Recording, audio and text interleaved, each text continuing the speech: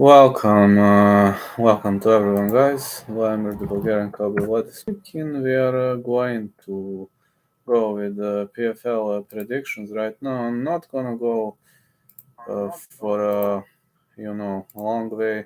Don't plan to go a long way, and there's a problem. Hold on a sec. I just need to set up this phone. I'm turning it off. Okay, I'm turning this phone off.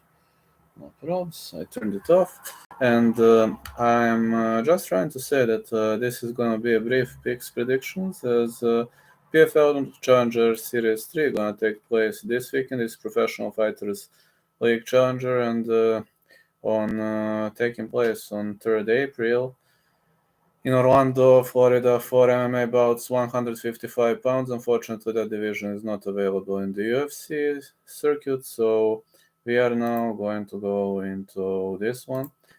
Michelle Montague is going to meet Olivia Parker, and Olivia Phoenix Parker, professional record 4-0. She is a strong girl, 40 years of age, 5'10", 68 inches of reach, and this girl has power.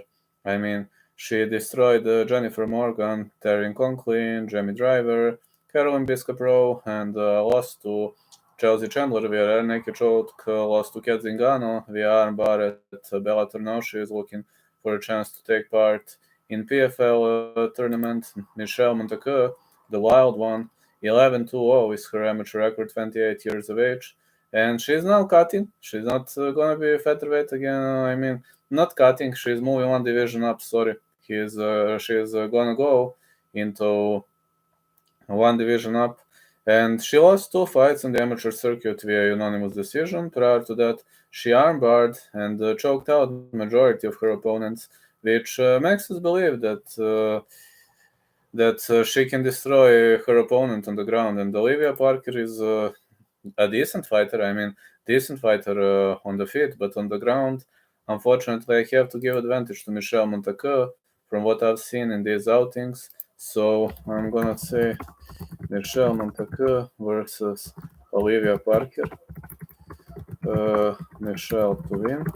I think she is going to be a favorite, right? Let me see. Let me see the odds. Michelle Montague minus 450. Hey mate, how's everything doing? Michelle Montague versus Olivia Parker minus 450. And also the risk with over.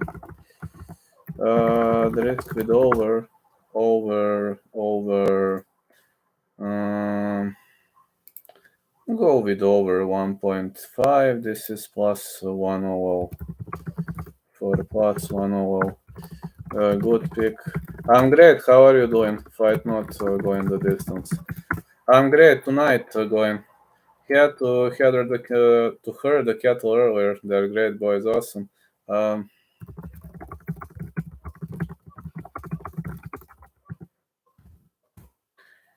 Tonight we'll probably go live. By the way, it's around. I don't know. I need when I get back from the MMA dojo. Maybe 9 p.m. CET, 8 p.m. UK time. I will see. I will probably go live later. This is just for a short brief. Now Michelle Montague. Then we got Julia Dorney gonna meet Ghislaine Michel. Julia Dorney is fighting out of Germany with a pro record of 2-0, 5'9", fighting out of Berlin. She is a judoka, and her victories over Miriam Santana and Mariam Tatunashvili were brutal. Also some arm bars, punches. I've seen that bout against Jenny Kivoji. That's one and only fight I've seen. And she lost to Lama Court, interestingly, earlier. Yeah, in the amateur circuit, lost to Lama Court. Jasmine Michelle, known under the nickname Wrecking Ball, 5'0", 5'9", out of Big Creek, California. She outworked majority of her opponents' armbar victories, GMP victories. Let me see. Ghislaine Michel is an underdog.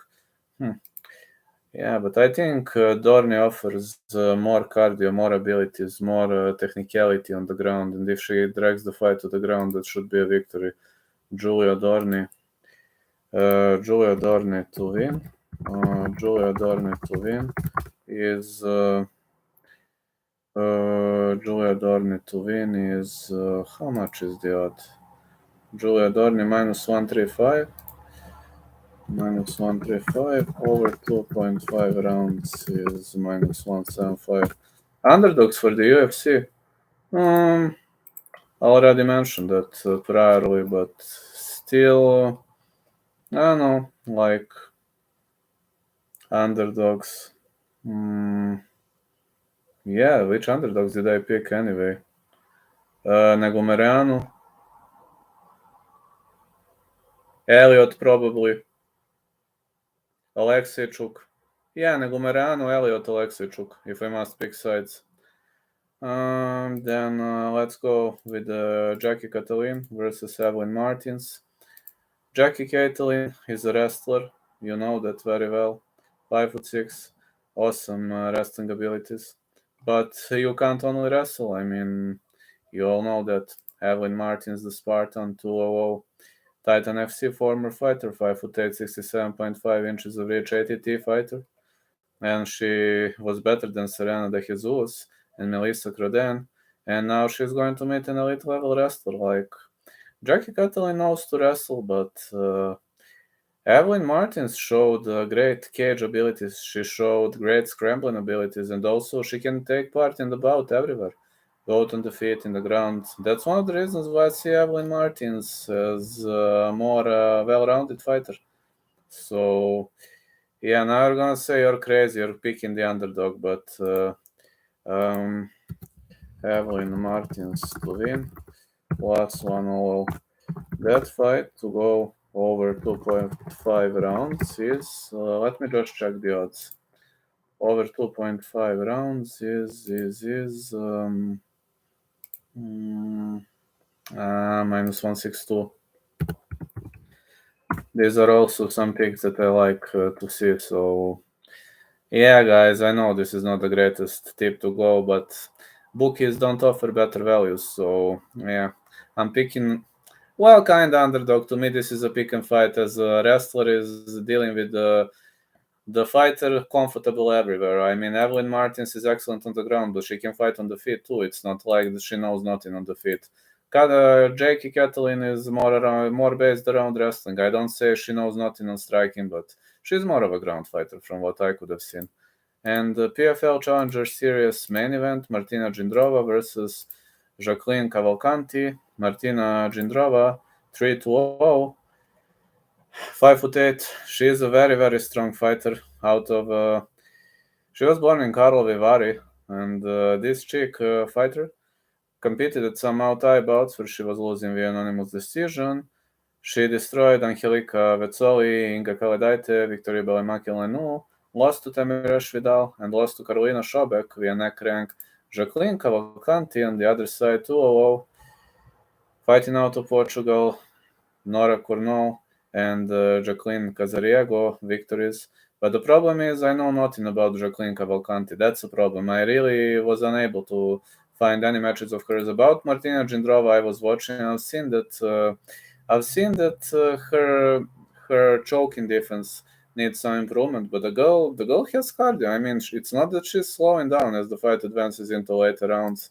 But about Jacqueline Cavalcanti, the problem is I know nothing. She looks muscular, etc., but muscles don't fight, and I need to tell you that muscles don't fight. So in this fight, it's kind of very much tricky to pick a side, and I believe this is a pick and fight, right?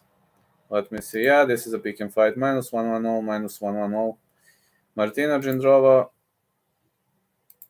as much as I have seen, nose to pound on the ground, but she's more of a tactical fighter, you know. She's not going to weather the storm early on. No, she's not going to do it. She's a very patient fighter. She'll try to catch some kicks, punches. She'll try to take part in a tactical game. So if I really have to pick a method, I would probably let me see what bookies offer.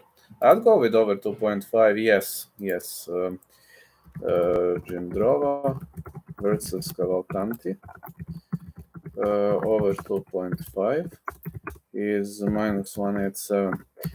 If I must pick a side, well, a lucky pick Cavalcanti. this is more of a lucky pick. So for this fight, I'm not sure. I'm honestly telling you, I was unable to find info about Jacqueline Cavalcanti. I know Jindrova's weaknesses, good sides, bad sides, so I'm gonna pick Cavalcanti minus 110. I'm more comfortable with picking over 2.5 just to know, but this is lucky pick, really much of a lucky pick. So I will go live tonight, maybe around 8 p.m. UK time, maybe around 3 p.m. Eastern time. I need to go to the MMA dojo today, so I'm just telling you, I will probably go live tonight, and we're gonna chat probably Colby, Masvidal, beef, and potential presser. I can't stay up for the presser, unfortunately. Can't watch along as I'm very. No, I'm having a hard time with some things in my life currently. I'm taking those meds, so I must go to sleep on time. But thank you all for watching. Thank you all for following. You're awesome. And catch you in the evening, guys. Don't worry, I won't let you down.